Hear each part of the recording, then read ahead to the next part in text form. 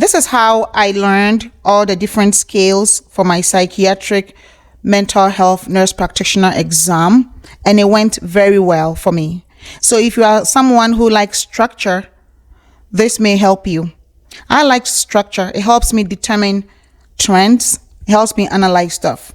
So I grouped all the scales that were common, the very common scales that I saw through my clinical rotations, into 4 different categories. The first was the mental scales, the ones assessing cognition. The second was the depression scales. The third was the anxiety scales, and the fourth was the substance use scales. For the mental status scales, I learned the MMSE and the SLUM. The MMSE and the SLUM both range from 0 to 30. So for the MMSE, I learned that 25 and up is normal, because for cognition, the higher the number, the better your cognition. We all know that when we think people are intelligent, we see them as people who have higher IQs, right? Because they're able to rationalize, they're able to engage dialogue pleasingly. So the higher the number, the better your cognition or your brain function. That's how I equated it, and it made it easier for me, knowing that the SLUM and the MMSE were both 0 to 30. And for the MMSE, normal is anything above 25. For me to learn the moderate for the MMSE, I divided the 30 into 3 10s. That is the first 10, anything that was less than the first 10, it means your cognition is inferior. Then the moderate was between 10 to 20. And from the scale, 10 to 20 is the moderate. So if you fall within that range, your cognition is moderate, which means you could have some impairment because you are not 100%, which is the 25 and above, right? And then if your score or whatever score was given fell above 20, it could either be mild or normal. And I knew that 25 and up was normal. So if it fell below 25, but it was still above 20, then it was mild for me. And anything above 25 was normal. That was how I was able to learn the MMSE. For the SLUM, there is no moderate number to try to remember. And I know that SLUM 27 and up is better. That is normal. Because for the cognitive test, those two, the higher the number, the better. So if 27 and up is normal for me, and I know that 0 to 20 is an indication of cognitive decline, like dementia, then anything in between would be mild for me, right? It's a 30 scale. So if for the SLUM, the first 10, the second 10, which is 20, were bad. So anything below 20 was inferior. That means your brain has a problem. That was how I saw it, because I wanted the higher numbers. So if you were above the second 20, which was above 21, then you could either be mild or normal. And I just memorized that the SLUM 27 and up was normal. So if you fell below 27, but you were still above 20, then I put you in the mild category. That made it easier for me to learn. And then when I got to the depression scales, I took the 3 most important scales that I saw during my clinical rotation. I saw the PHQ-9, which was used almost every clinic that I went to, and the Beck's depression scale, which some used, and then the HAM-D. I saw that also in my practice, in my clinical rotation experience.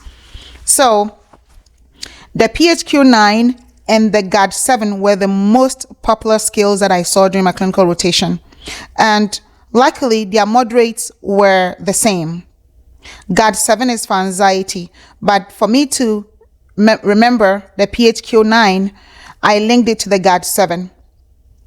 So the 10 to 14 is the moderate scale for GAD-7, and 10 to 14 the same moderate scale for PHQ-9. So for the depression, PHQ-9 was my go-to scale, my number 1 scale. So I put it down and I put 10 to 14 for my moderate. And then the next step was anxiety, but I would usually put the GAD 7 down as soon as I put the PHQ 9 down, because I know their moderates are the same. So I put 10 to 14 for my PHQ 9 for my depression section. And then I'll list the HAM-D, the D standing for depression, and I'll list Beck depression scale, which is also depression. So these three, the HAM-D, the PHQ 9, and the Beck, were my 3 depression scales that I focused on preparing for the exam. And knowing that my PHQ 9, the moderate was 10 to 14, and I don't want depression. So the higher the number, that means the worse off I am, right, with my mood. So the lesser the number, the better. So anything below 10, I preferred. And I knew that if you fell below 10, it means you were either in a mild range or you were normal. And anything above 14 was something that I didn't want, because I didn't want depression, right? So anything above 14, you were either moderate to severe. And knowing that PHQ 9 amounts to 27, the scale is 0 to 27, the closer you are to 27, the more severe your condition is. And then I went to the HAM-D. The HAM-D, I had to memorize the moderate, which is 14 to 18. And then anything above 18, you were either severe or very severe, knowing that the scale is 0 to 76, which is a wide range. So the closer you are to 76, the more severe your issue is, right? And the closer you are to 18, you are severe, but not as severe as someone who is very close to the 76. That was kind of a mental picture I took in my head. And if the score was less than 14, you know, the lower end of the moderate, it tells me you either mild or normal. So the closer you are to 0, the more normal you are. That was kind of how I figured the HAM-D. But I don't think I got a question on that, but that was what was in my mind. Because all these skills could run you crazy, memorizing all these numbers, right? So you learn the moderate, it's much easier for you and you can apply. And the Beck depression scale, the range is 0 to 63.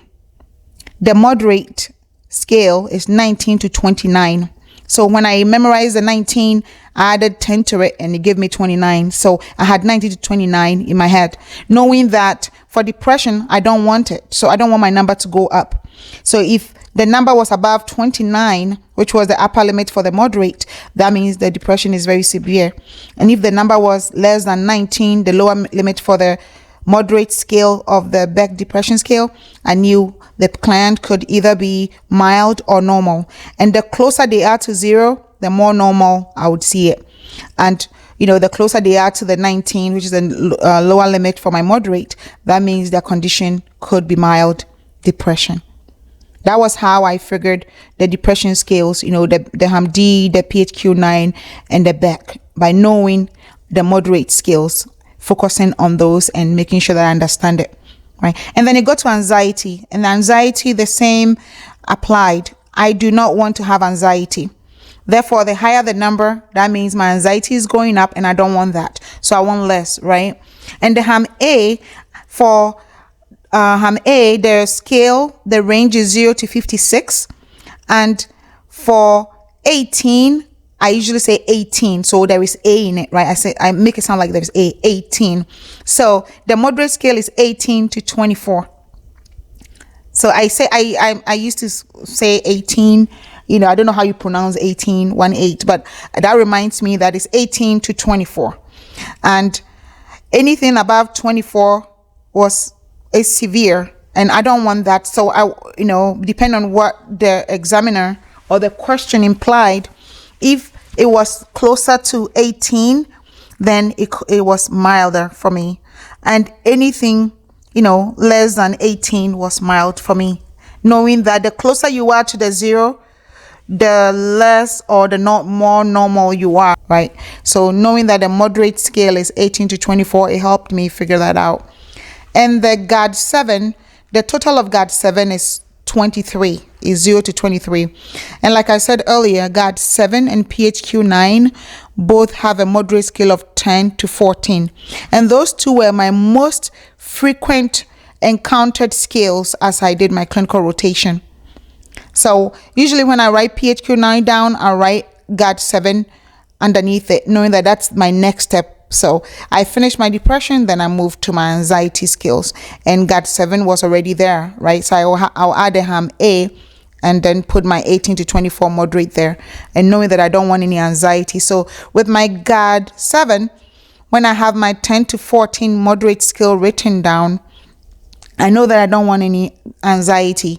So anything above 14 would be too high for me, putting me in the severe anxiety mode, right? And anything less than 10 would be decreasing my anxiety.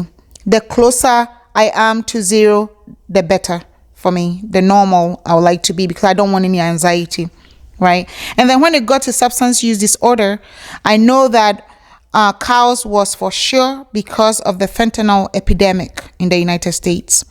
So I memorized the moderate scale, which is 13 to 24.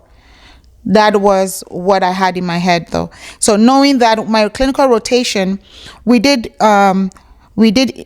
induced a patient who was not at the 13th mark yet. He had not started withdrawing moderately, and we did an induction, and it didn't go well. The patient, it was an inpatient detox unit, and the patient got upset and checked out. So I know that 13 is a magic number for me in terms of induction. So it's a preferred number, and I had to learn the 24. So 13 to 24 is the moderate, and knowing that, if you are withdrawing, the higher the number, the more stressed you are, right? It's like the anxiety and the depression, because you are going through withdrawal. It's something that you don't want. And the higher the number, that means the more stressed out your body is. So that was how I did my analysis. So when the number is up, it means that the withdrawal is severe. And once I know that the 13 to 24 is the moderate, then anything above 24 is moderately severe or severe, and anything below 13 is mild or none. That was how I figured the cows. And trust me, fentanyl epidemic is a big deal in the United States, so cows is definitely going to show up. It did show up for me, and it will show up for you. So the earlier you familiarize yourself with the cow scale, that would be great. The better it would be for you on your time of writing the exam. And then alcohol was one of the things that I did review extensively, because alcohol is like a pandemic issue. In the United States, alcohol abuse is all over the place. I go to Ghana, alcohol abuse is all over the place. Wherever you go, alcohol, right? We go to parties, alcohol. It's something that is constantly in our face, whether we admit it or not. So the alcohol, I did memorize the moderate scale, 16 to 20 as moderate.